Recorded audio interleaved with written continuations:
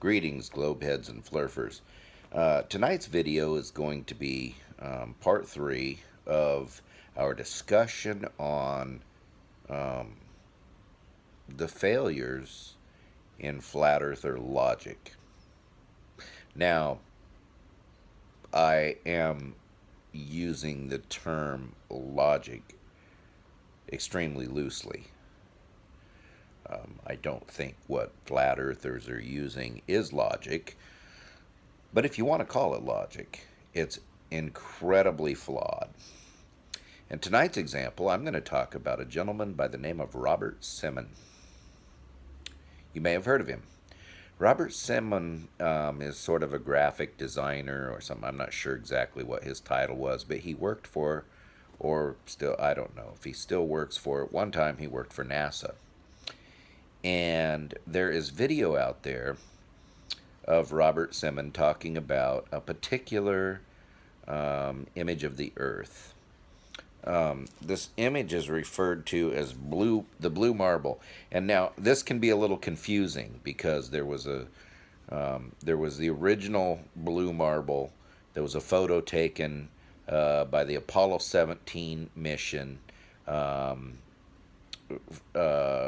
while they were returning from the moon, and so it's a picture of the Earth taken from that capsule.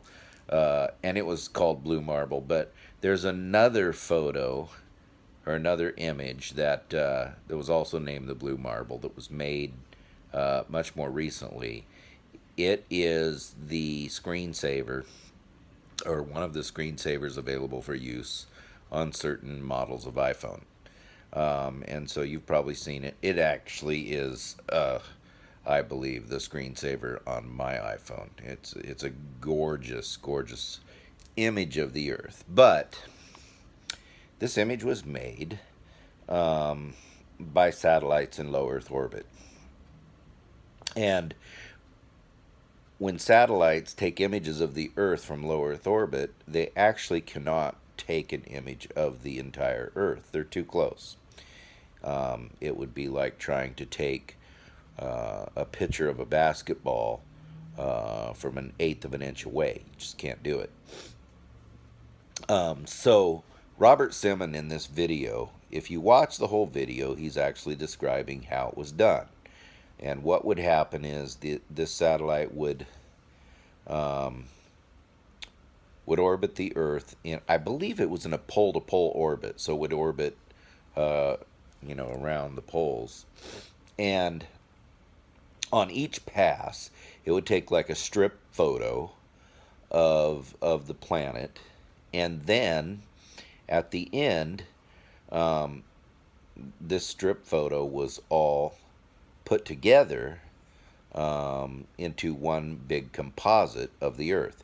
Now, there's several reasons why it was done this way. One, as I stated, the satellite was in low Earth orbit, and you couldn't take a picture of the entire Earth at once. Two, they actually wanted like a 3D image, and there is a 3D image, of course not on the iPhone, but there's a 3D image of that where you can kind of spin it and see different parts. And then thirdly, they wanted a lot greater definition in the photo than you'll get from further away. If you take a composite image from close up, or you take several images from close up and then put them together into a composite image, you can get it a lot more detailed than you could if you were just simply backed off from it. So those are the three reasons. Well, there's some problems with doing this, and one is on each pass the satellite left very small gaps between the different swaths that it was filming, and these gaps had to be basically painted in. Another is that you get some repetition because you'll have a certain cloud formation moving across the Earth, and it's captured on one pass, and then it's captured again on another pass coming around, having moved over slightly, And so it looks like you have repetition when it's actually kind of the same cloud pattern photographed again and again in these various swaths. So anyway, this is how they made this photo, and Robert Simmon is talking about how it's all put together in a composite, and he makes the famous comment, it's Photoshop, or of course it's Photoshopped, but it has to be, or something like that. You've seen flat earthers play this video over and over and over again. But here's where they're super, super flawed, if you want to call it logic, comes in. The flat earther argument goes like this. Because Robert Simmon told you that this particular image was photoshopped, that's proof that NASA lies and all their pictures of the Earth are photoshopped. Now, let me break this down for you, because it's really hard to wrap your mind around this kind of twisted thinking. But basically, they made this composite image. They never, ever even tried to present it to you as a single shot photo.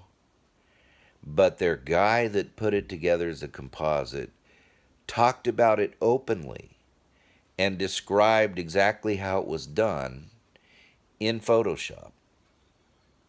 Therefore, because they did not try to deceive you on that photo, that means they're liars, and everything they tell you is a photo is CGI.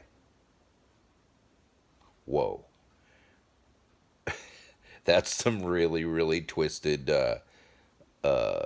logic to kind of wrap your brain around. It makes no sense, folks.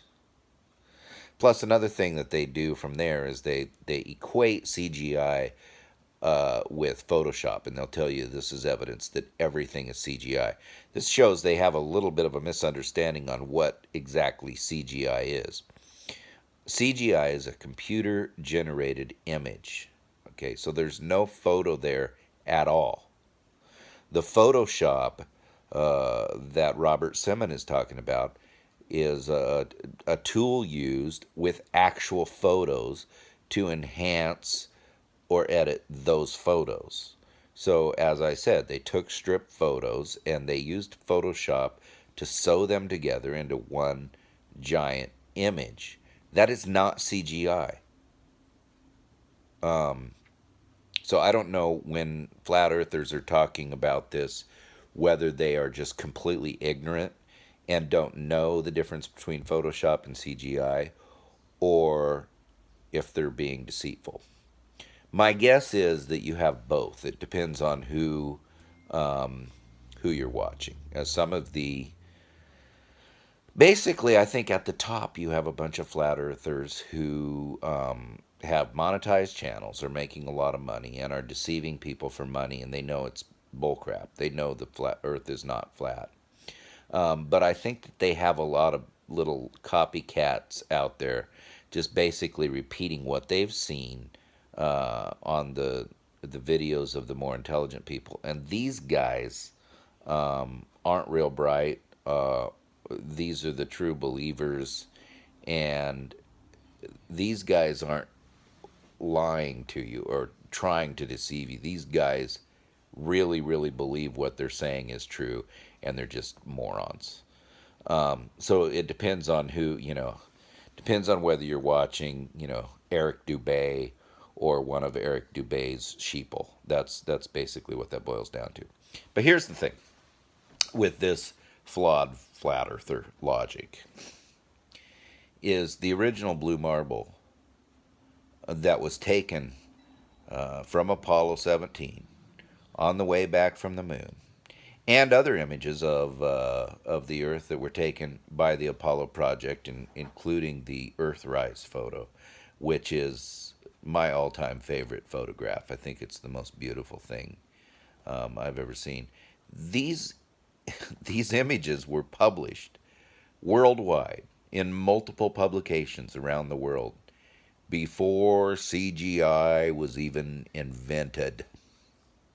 Now, a lot of these flat earthers, they're young, they're millennials, they're idiots.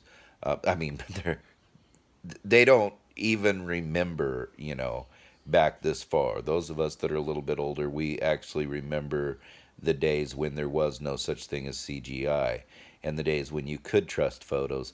I understand why it's harder for these younger people to trust photos nowadays because, I mean, you could literally, using some of this really, really nice technology, you could literally create, pictures of anything. You could frame somebody for a crime by making a image that looks pretty realistic of them doing something. But those of us who are a little older, we know this technology has not always been around. We remember when graphics and computer imaging and all that wasn't what it is now. We remember some of the old sci-fi shows and some of the horrible special effects that they had back in the 70s, and so we understand the difference between that and some of the real photos.